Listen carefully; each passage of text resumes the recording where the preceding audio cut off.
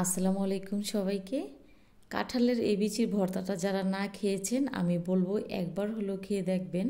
আর যারা এই ভর্তাটা খেয়েছেন এটাই ভর্তার স্বাদ জানেন যে খেতে ঠিক কতটাই ভালো লাগে। এই ভর্তার স্বাদ পেতে চলুন দেখে নিই রেসিপিটি। তো প্রথমে এখানে কাঁঠালের বিচি নিয়েছি আর বিচিগুলোকে প্যানে দিয়ে দিচ্ছি আর দিয়ে বিচিগুলোকে টেলে নিতে হবে।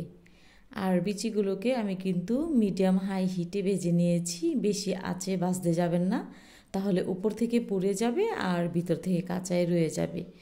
তো বিচিগুলোকে ভাজার পর যখন ঠান্ডা হয়ে গেছে তো ওই পর্যায়ে বিচিগুলোকে থেকে খোসাটা ছাড়িয়ে নিচ্ছি।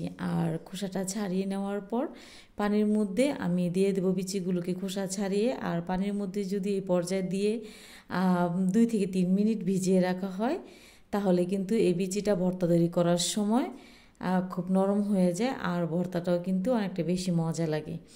তো অন্য একটি প্যানে দিয়ে দিয়েছি পরিমাণ মতো সরিষার তেল আর দিয়েছি পেঁয়াজ কুচি, কিছু দিয়েছি রসুনের কোয়া দিয়ে ভাজতে হবে।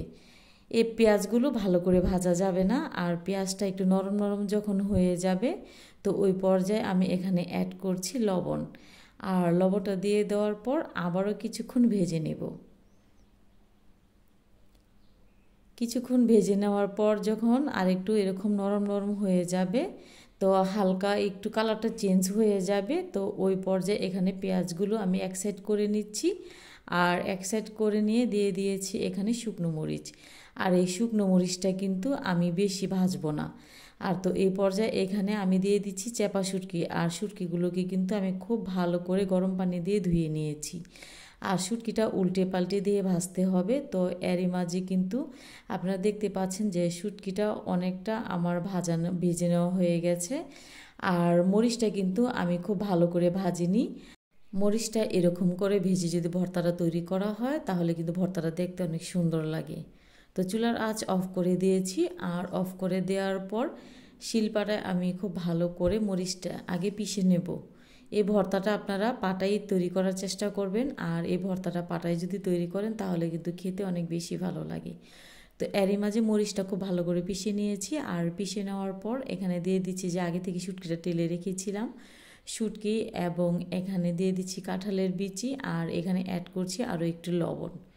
তো লবণটা দিয়ে দেওয়ার পর যে মরিচটা আগে থেকে আমি পিষে নিয়েছিলাম ওই মরিচটা এখানে আমি দিয়ে দেব। আমি অন্য একটি ভর্তা তৈরি করাতেও আপনাদেরকে বলেছিলাম যে এরকম সবগুলো উপকরণ একসাথে নিয়ে যদি ভর্তা পিষে নিয়ে ভর্তাটা তৈরি করা হয় তাহলে কিন্তু ভর্তার স্বাদ অনেকটা বেড়ে যায়। কাঁঠালের বিচি যতদিন ঘরে থাকবে ততদিন আমি এরকম করে ভর্তা তৈরি করার চেষ্টা করি, কারণ আমার কাছে ভর্তাটা অনেক পছন্দের। আর আমরা বাঙালিরা কিন্তু ভর্তা ভাতটা খেতে অনেক বেশি পছন্দ করি। তো সবগুলো উপকরণ একসাথে ভালো করে পিষে নিয়েছি। আর পিষে নেওয়ার পর আবারও একটু হাত দিয়ে একটু মাখিয়ে নিতে হবে। আর মাখিয়ে নিয়ে আমি লবণটা চেক করে দেখেছি, তো লবণটা ঠিক আছে। তো এই পর্যায়ে আরও একবার আমি পিষে নিচ্ছি। অনেকে ভর্তাটা আদা বাটা খেতে পছন্দ করে, আবার এরকমভাবে ভালো করে পিষে নিয়েও ভর্তাটা খেতে পছন্দ করে। তো যেভাবে খাওয়া হোক না কেন ভর্তাটা খেতে কিন্তু অনেক বেশি মজা লাগে।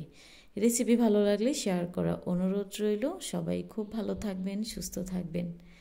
আর এতক্ষণ সাথে থাকার জন্য সবাইকে অনেক অনেক ধন্যবাদ জানাচ্ছি। আর বলবো একবার হলে ভর্তাটা ট্রাই করে দেখবেন। আল্লাহ হাফিজ।